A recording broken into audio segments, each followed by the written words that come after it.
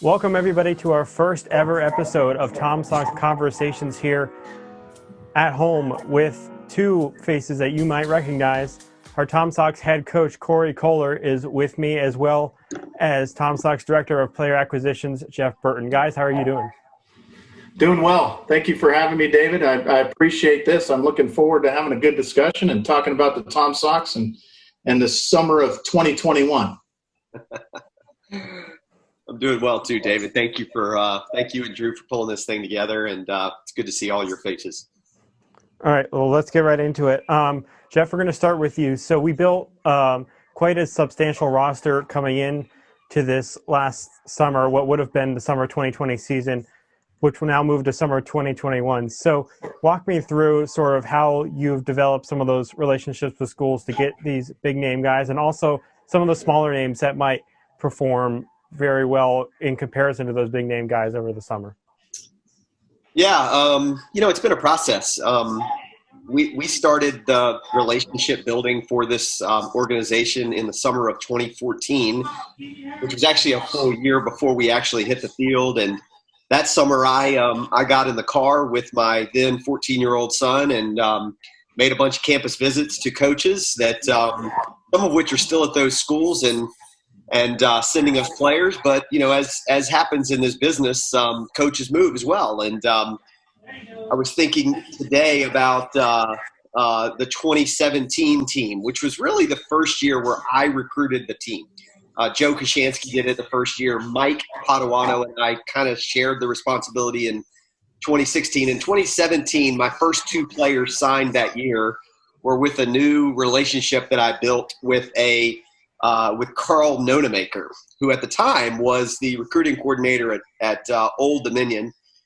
I was looking for, just studs. Normally when I go to a place like Old Dominion, I'm getting a sophomore or a junior and somebody who's got experience and a history. And he said, Jeff, you've got to take a chance on a young man named Vinny Pasquatina. And Vinny turned out to be kind of the charismatic leader of a national championship 2017 roster. Carl Nonemaker later that fall moved to Auburn, and Auburn really has become in the last 2 years one of the powerhouse schools that sends us their absolute best players that don't go to the Cape. And interestingly, Carl Nonemaker is also the guy who got me in touch with Kory Koehler, who's on this phone call. So a year ago when I was searching for our next coach, he was the first name that Carl Nonemaker mentioned. I actually called Kory not to recruit him to be our coach at that time. I called him to learn who he was and what he was all about and how we might help San Jack and they help us. And I think at the end of that conversation, it was when Kory said, hey, at some point in time, I've always wanted to do this. What about if I came up and coached your team this year? And so I thought that was kind of an interesting story because it really went from what a cold call when I first met Carl Nonemaker. He was referred to me by the UVA coaches, but I called him. I took a chance on a player. That player became great.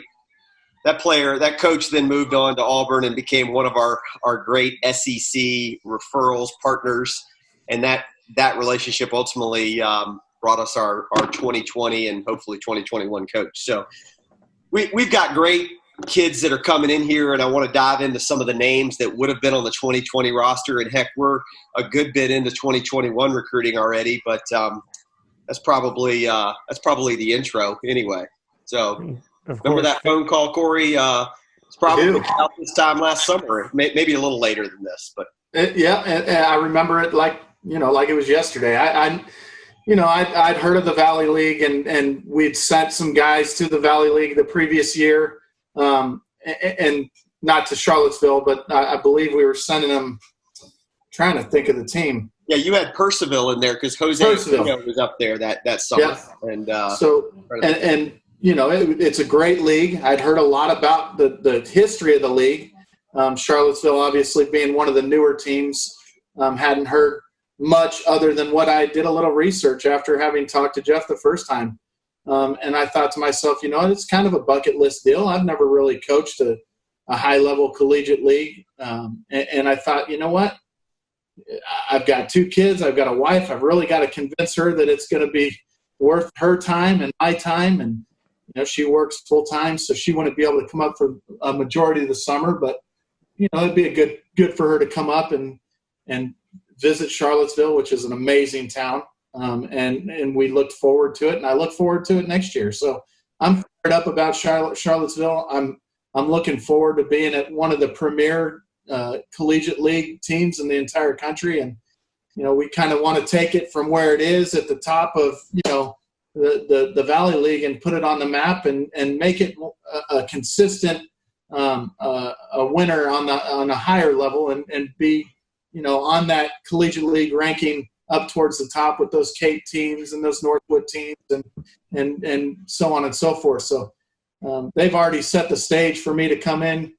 Pressure's kind of on me just to keep winning. And that's what I like to do, is win a lot of ball games. And I know with how hard Jeff works and putting this team together, that we're going to have a good club. And I know for sure our fans definitely appreciate the winning as well. So, of course, a lot of high-level players were recruited for this 2020 team. And for both of you, who were some of those players that stood out to you as major players who could have made a big impact in the Valley League this season? Yeah, Kory, you want to take this one, or you want me to hit on it and you fill in the gaps? Either one, it's fine with me. So I'll start off. That's fine. Okay. Yeah. A lot of the guys that Jeff was able to get are from Power 5 schools, and we at San Jack, I do myself and Eric Weaver do a majority of the recruiting, and we try and recruit Power 5 guys to San Jack that can come in and be guys for us. So a lot of the guys that I look through our roster of who we had, I've known, whether it's been in the select circuit at Jupiter, Florida, or Atlanta, Georgia, through either Perfect Game or PBR events, 5-tool events. I know a lot of them. So I could tell that there was a lot of effort that went into this, that there was a good relationship. And that's the biggest part of recruiting, is having a good relationship with other coaches and with programs. And Jeff's done a great job from, the University of Florida and Auburn and Georgia and the University of Virginia. These are Power 5 programs, and then you fill them in with really good mid-major schools. Some of these players are fantastic, players that I've known for a long time, Xander Hamilton and Mikhail Hilliard and, the Gio Rivera kid. These are all kids that have played for high-level select teams that I've recruited. And so it was exciting for me. I think that the level of competition amongst the team itself, that in and of itself is going to make these guys better. And our job is to win, obviously, but it's also to prepare them for the fall so they can, compete for their programs and make their programs contenders for Omaha or for Grand Junction or wherever, our players are from. Yeah, David, you've heard me say this before, but we've developed a process. Every team has it. We don't have a monopoly on all things good recruiting. In fact, most things that we do, we stole. But we build relationships, and we started that a long time ago. And I'm an introverted, relationship-oriented guy, so I absolutely love in-depth relationships with whomever I'm working. I have zero interest on doing a transaction with a coach. So the coaches that have stuck with me over the years are the ones who are interested in friendship and accountability to one another. And that's what they're looking for, too. They're sending us their prized assets. Their jobs depend on whether these 18 to 22-year-olds stay healthy and perform. So our job is to build a relationship with them where they can trust us and then put a product on the field that takes care of those guys. So, in 2015 and 2016, we win enough. We took care of guys well. We built our host family plan. We built the internship program. We started the sabermetrics program. We were tilling the field, sharpening our saw, doing all the things that you do in the middle of a global pandemic when you can't play. But at the end of the day, it was taking time to build relationships. Kory's been doing this for 25 years. I mean, he's the best in the country at what he does, and he gets that. And that was really, really appealing to me about him. I mentioned Carl Nonemaker at Auburn, Eddie Smith. I've known for 15 years. He used to be a coach at the University of Virginia. He's moved on to a couple of different steps, but he lands at LSU in a program where I've been working on Paul Maneri for a few years, and we end up with 3 dynamite, in fact, at one time, 4 dynamite players out of the LSU program, a team that could have won the national championship this year. The guy that we lost was probably going to be a freshman All-American named Alex Milazzo, who's got a major league defensive skill set behind the plate. They called me in March and said, Jeff, this kid, after 4 weeks of playing, is the best defensive catcher we've ever had here, and we've got to send him to the Cape. That's the kind of relationship that I want with a coach, where he's got the confidence to call me and know that he's not damaging the relationship, because I want what's best for the kid. And if the kid who was supposed to probably be a stud behind the plate, maybe not hit real well his freshman year, deserves to go to the Cape, let's get him to the Cape, But he said, in return, here's what I got for you. I got a 3-year starter, a guy who's been a weekend starter for us in Baton Rouge, and Mikael Hilliard, who Kory just mentioned a minute ago. So his freshman year, he was a starter in the weekend rotation for LSU, and he's pitched a whole lot of innings. He's the kind of kid you don't get in the Valley League very often. Not a hard thrower, but a kid who just knows how to make his ball move and make bats miss barrels. But he also sent us a freshman left-hander that Kory knew well, named Jacob Hasty, who left-hander, 92, 93. This kid will pitch in the major leagues one day. He's got that skill set if he continues to develop. And we still had an outfielder named Mitchell Sanford coming, who will be a starter for LSU for 1 or 2 of the 3 years that he plays down there. So great relationships at LSU. Florida did things a little differently this year. Instead of sending me sophomores in September, guys who maybe played in a lower level league like the Coastal Plains League or the Perfect Game League, they might jump to the Valley and then hopefully go to the Cape after their junior year. So they're not junior draft prospects. Florida doesn't have a lot of those guys, but they do have a few, and that's who we've typically gotten. They said, hey, Jeff, we're going to do this thing at the end of the spring once we know who our stud pitchers are, who maybe only throw 15 or 20 innings. And we got 2 great young arms from them kind of as things were closing down. They knew they needed to send them out. So I was really excited about that. Really excited to bring the University of Georgia back.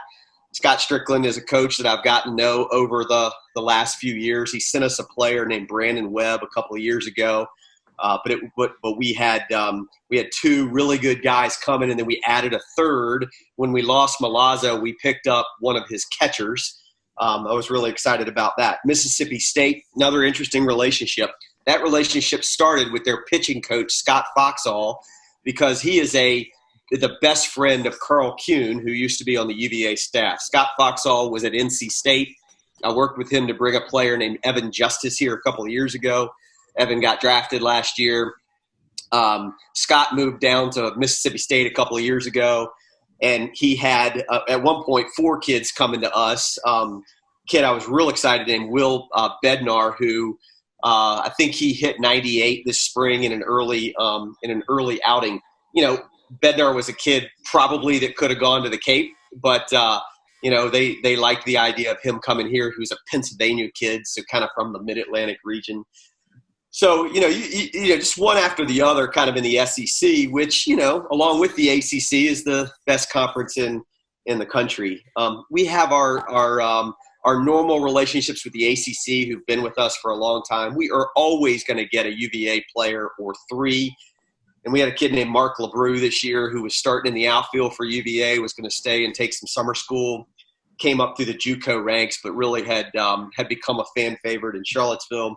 Virginia Tech is always going to send us a couple. They did this year, Xander Hamilton, who Kory has already mentioned. Clemson's going to send us a player or 2 every year. We had a fantastic sophomore player coming from them, guy that I was really, really excited about, named Chad Ferry, who actually was mentioned by the guys at D1 Baseball in the fall when they were out recruiting them. Pittsburgh is a new relationship. We had a kid here last year named Gregory Ryan. But Pitt started because Mike Bell used to be at Florida State.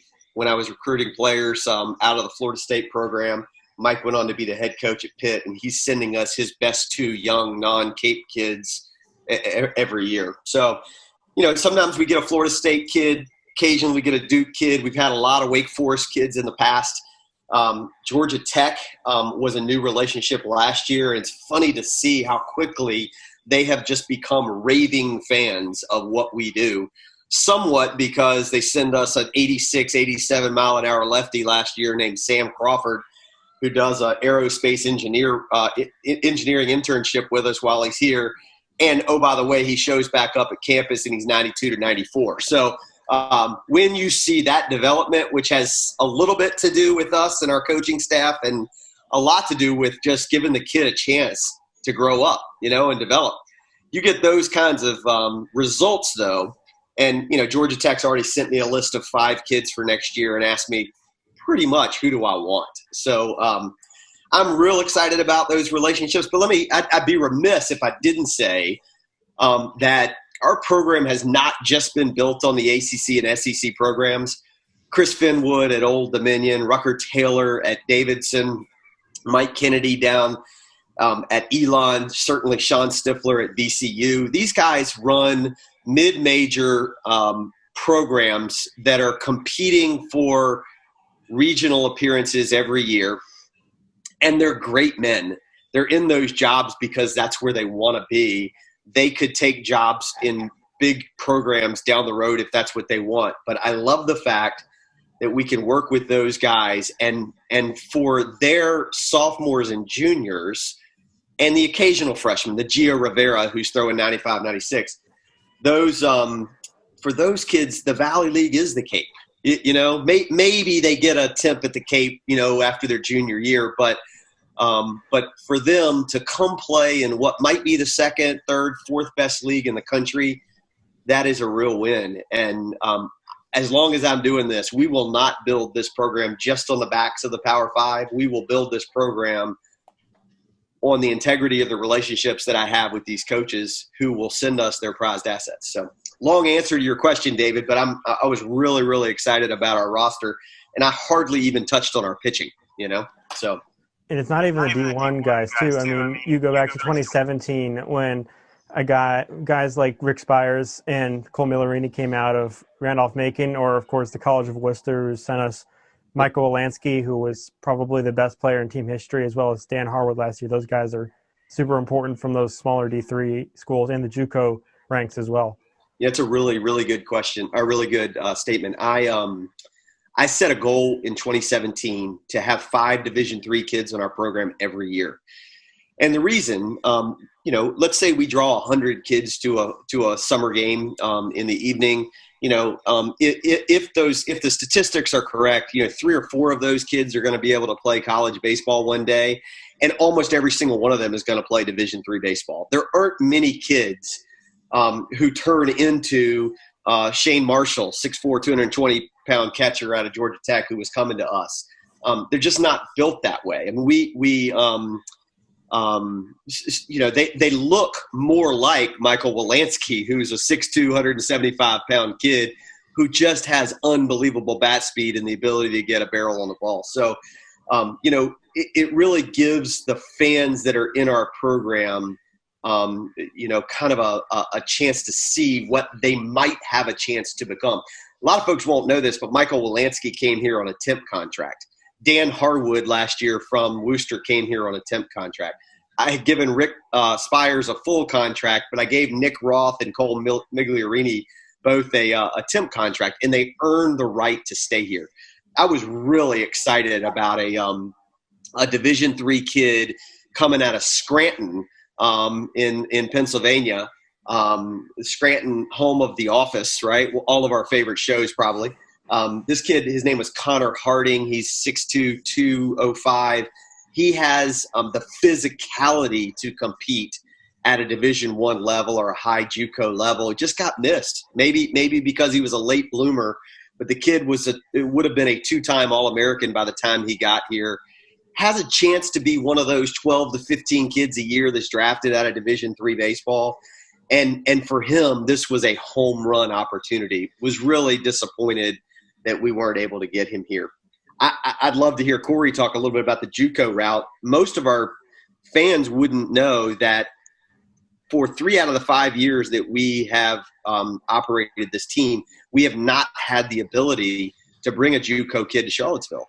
Because if you have a Division I coach like Brandon Cogswell last year, or Mike Goldberg our first year, or Travis Thomas our second year. You can't have a JUCO guy on your roster. So having Kory here and watching him build a staff of non-Division I coaches, crazy rules that we've got out there, but it really opened up some opportunities to get a couple of kids out of Kory's program, out of Wallace Community College. We're talking to Chipola and, some of the better programs that are out there right now because of Kory's relationships. So I was really excited about kind of what he was bringing to the recruiting table in that way.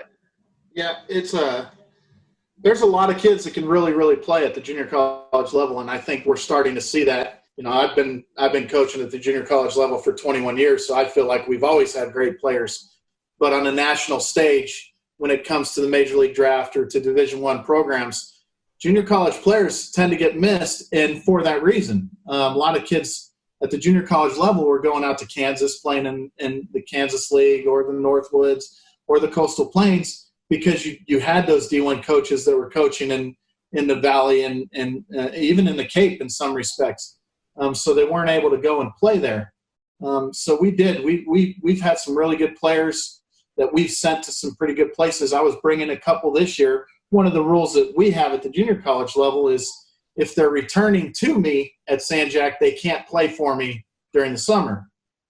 So we had a few kids that were coming. One in Antonio Valdez, who was a freshman All-American at Incarnate Word University, his freshman year, transferred to us at San Jac, was hitting close to 380 for us before we got hit with the COVID pandemic. And we're shut down. He's going to Baylor. Will be in their mix, hit at the top of their lineup, play second or third base for them. And then Chase Wilkerson, who was going to Auburn. He's an Alabama kid. Carl Nonmaker had known him from high school. He was a Florida State commit out of high school. Dual committed with us, dual signed with us. Ended up coming to us, was a third baseman, main primarily as a freshman for us, played third base. I think he played in 49 out of 56 games for us. 53 out of 56 games, was on base 49 times, hit at the top of our lineup. Could pitch his freshman year, but he was too valuable at third base for us. His sophomore year, he pitched quite a bit for us, actually started a few games. He's 89 to 93, can run it up to 95 in short stints. Had a really, really good breaking ball, curveball and slider with extremely, extremely high spin rates. In fact, his spin rate on his slider would have been in the top 5 at Major League Baseball. He was able to really, really spin his slider. So he has a chance to go to Auburn and be very good for them on the mound. If he gets the opportunity offensively to play for them, that's a bonus for Auburn. But I think they're bringing him in primarily to pitch, and I think he'll find a role there in the SEC. So that's two guys right there for my program that I thought could come and compete. There were some other guys that were coming from Walter State that we had a chance to see play that were fantastic. And, along with Jeff and my connections at the junior college level, as well as the 4-year level, I feel like we can get some guys from the major D1 JUCOs, the Chipolas, the Wabash Valleys, the McLennans, the Graysons. We could get some of those guys that are high-level JUCO guys that are Power 5 commits or the high-level mid-major commitments that can come up to the Valley and help us. And when you got, I'm new to this, so I kind of figure I'm figuring out how it goes. But you got a long summer, and I know how it goes. Some kids are going to play after summer and either be shut down or want to go home, and you got to fill that void there. So, you can mix and match and work your roster in that respect. And so it's good to have those kind of connections. Yeah, it's an interesting point, too. David, you'll remember back in 2016 when we drove down to Covington for the last game of the year, and I think we had 10 players, if I'm not mistaken, on our roster that day out of the 30 that we keep. We've learned a few lessons. I mean, we had 50 kids under contract, partially because 20 of those kids would have made postseason play with the way their teams were playing. And, when you've got kids coming out of LSU and Auburn and Mississippi State and Virginia and Florida, those kids may not show up. You may remember Justin Novak in 2015 after UVA won the national championship. He didn't get here until July 1st. Sometimes we tell those kids when they finish, June 22nd, June 23rd, take a week to 10 days off. You need it, and then come play out the rest of the season. But we need guys to get us to there because the first 25 games of the season matter as well. That's one of the beauties of the JUCO guy. We were going to have Antonio Valdez. Again, he was a freshman All-American at Incarnate Word, would have been a JUCO All-American this year at San Jack, and will go to an elite top 20 program in the country and compete for a starting job.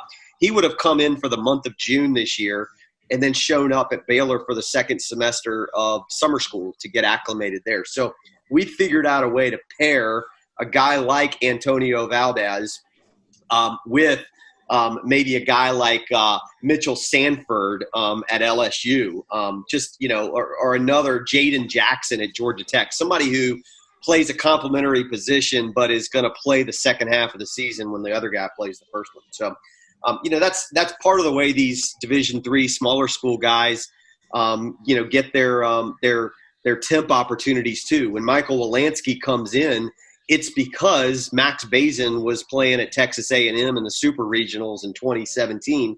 And lo and behold, Max comes here, fractures his jaw, and Michael Wolanski gets to say all summer, bat .440 and become probably the player of the decade in the Valley League at a Division III Wooster. So, it really is interesting what we've learned year to year. And hopefully the roster is a little better. Last year we really finished the season, even though we had to bring in a few reinforcements at the end. We had 30 guys in the championship game, when I think at least in the semifinals, maybe Stanton was down to 10 or 11 players and was playing 4 pitcher onlys positionally just to get through the game. We got chances to win championships when we do our back office duties. And that's my job, So it's been great having Kory invested in the process, because I think we're turning over every stone across the country right now. So I'm looking here at our roster, and I was excited about a couple of things. We had at least 3 kids on our roster who were freshman All-Americans. So Antonio Valdez would be one. Al Womack was another. I played baseball with Al Womack's dad in high school. His name was Tony Womack. He was a Major League Baseball player for about 15 years.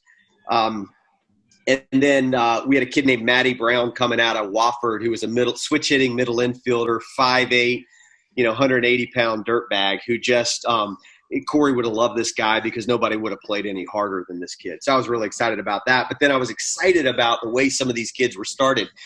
Jaden Jackson at Georgia Tech will be a top 5 round draft pick in 2 years. And he was playing second base for Georgia Tech from basically day one.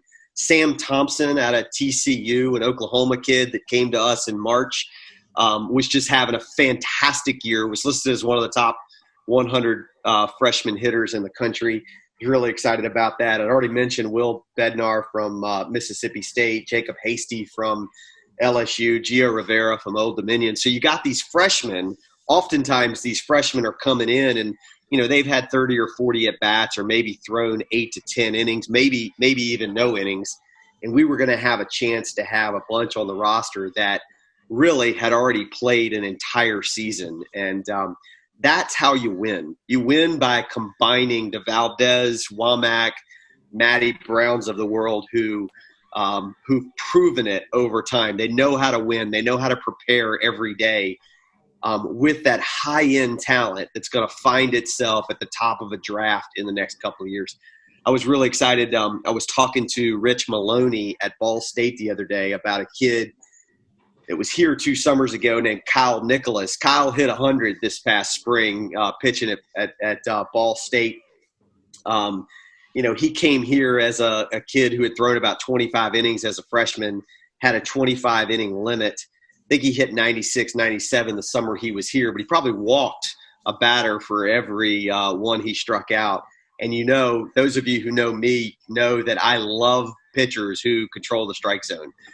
In summer baseball, it is so hard to string together 3 hits with a wood bat and score runs. So if guys are not on base via walks or hit by pitches, teams just don't score.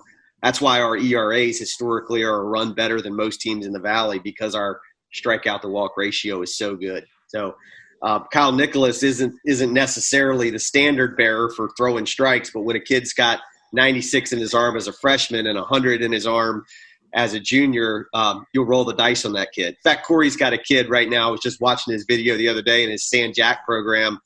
Luke Little, I think it was, if I'm not mistaken. He hit 105 the other day, as I recall. Pretty cool, because that kid is a JUCO player. He was under the radar screen, and he's going to be a top, 40 pick in the draft in a couple of weeks. So we hope so. I mean, he's a fantastic player, and not the only one. I mean, we have quite a few. You know, Brandon Birdsell is another guy that we had at San Jack this past year that runs at 96 to 97 with a 91 mile an hour slider, and Parker can run his fastball 92 to 94 from the left side with the absolute hammer splitter and curveball. And our pitching staff was very, very good. But, you know, I'm looking forward to what Jeff is putting together. I mean, the best thing for me is being surrounded by good players, and even more so being surrounded by a good back office that's able to put those players together. And honestly, I'm really excited about the young, the combination of young coaches and us older coaches that have been established here with this program. I mean, we're looking at a guy like John Maley, who has coached for 30 years at every level, from Texas State University to Incarnate Word to the Division II level, and was a head coach at the junior college level. Brett Mays and Christopher Madison, two young coaches that are fired up to get after it and learn. And you know, I've learned very much from our coaches here at San Jack, and Tom Arrington has done a great job. He's a Hall of Fame coach. He doesn't want yes men. He wants guys that are willing to give their opinions and all put their heads together and win ball games that way. And, you know, that's why I bring a guy like James Kirk, who I respect a lot. He's been around it. He's coached at Sam Houston State University. He's an volunteer assistant coach for us at San Jack. And to have him on the bench next to me means a lot. So with the coaching staff that we got, with the players that we recruit, and more importantly with the relationships at the Division I and junior college level that we have, we feel like we can put together a winning product, and we can make the town of Charlottesville extremely excited about summer baseball. And, you know, with what we're going through now, I know those people are chomping at the bit to have some good product put out on the field, and I think that it's going to be a great summer next summer. I'm looking forward to it. Yeah, as well. I was just looking down my list, David, of 2021s. We already have commitments from LSU, Auburn, Florida, Georgia, Mississippi State, Clemson, Georgia Tech, Wake Forest, North Carolina for the first time, Virginia Tech, Pittsburgh, TCU, Coastal Carolina, and East Carolina. I haven't mentioned either of those programs yet, but they're sending us absolute phenoms right now. Real excited about that. Dallas Baptist program that tried to send us a couple players this year. We just didn't have any room for them, but they've been an Omaha team. VCU, Old Dominion, Davidson, Wofford, and Liberty. You know, there are a couple of other programs on there whose names I didn't mention yet. UVA, we'll get a guy, but we don't at this point have a guy identified. Oregon, Stanford, and Cal, all on the West Coast right now, are schools that every year call, and we try to figure somebody out. It's hard sometimes to get a kid to come 3,000 miles across the country, but for an internship or, you know, just a different life experience, that happens sometimes. In fact, we had a couple of Oregon kids coming this year, and just last minute, because of the way this virus was spreading, they had decided to stay home. You know, Kory and I have really hit this JUCO market hard, and there are 4 or 5 programs right now that I'm really excited about. A lot of those schools are still waiting to see what the rosters will look like because, you know, we were talking about, Kory, what was it? Was it Walter State up in upper Midwest? And, you know, I saw just the other day they got a kid out of North Carolina. They got a kid out of Coastal Carolina. So these are kids who went off. Maybe they went a little farther from home. They're coming a little closer. Maybe they went away and they just didn't like that experience and they wanted to come. play at a JUCO level. Maybe they wanted to get drafted after their sophomore year, and so they're going the JUCO route. So it's going to be a fascinating roster. We got a lot of work to do outside of baseball to make this thing happen in terms of, just finding a cure for this COVID-19 virus it's got us all locked down. But I'm real excited about it. The junior college recruiting for summer ball happens a little later, and a lot of that has to do with the draft. It has to do with midterm transfers. The roster for junior college, whether it's at San Jack or Chipola or Walter State or Central Southern Nevada or wherever it is, the better programs, the top echelon programs, State College of Florida, McLennan, Grayson, they're going to bring guys in at midterm, guys that decide, you know what, I'm at a school or a mid-major school, and I'm not going to get the playing time that either I was promised or I feel like I need, and so they'll cut loose at midterm. Yeah. This year is even more important because of the COVID situation.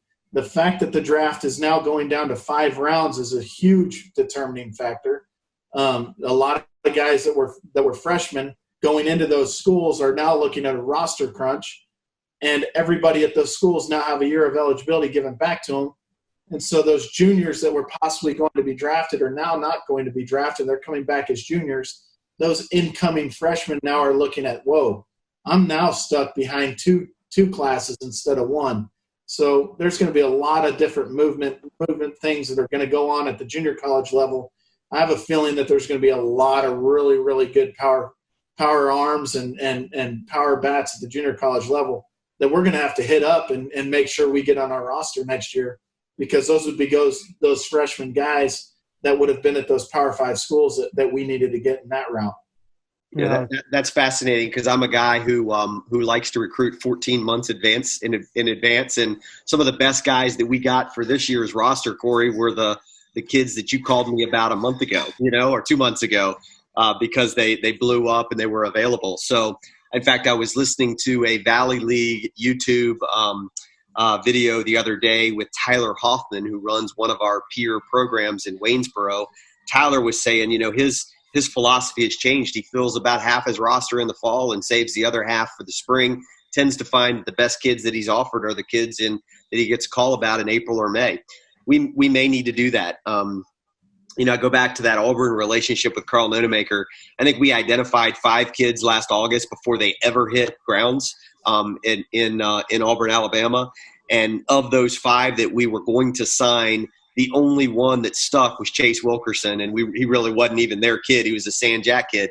The reality is that when you have these enduring, transparent relationships with these coaches, you can identify those 5 kids in August, and they have the confidence that they can call you in February or even May and say, I know we had these 5 kids. I'm still going to send you 4, but they're going to be 4 new kids, and you're going to like them better. And sometimes that's a character thing. Sometimes it's an academic thing. Sometimes it's a baseball thing. Sometimes it's just a fit. And that's the beauty of this thing for me. I am uber competitive, and as a 50-year-old guy, I don't have but so many avenues to do that. So I want to win this recruiting battle every year.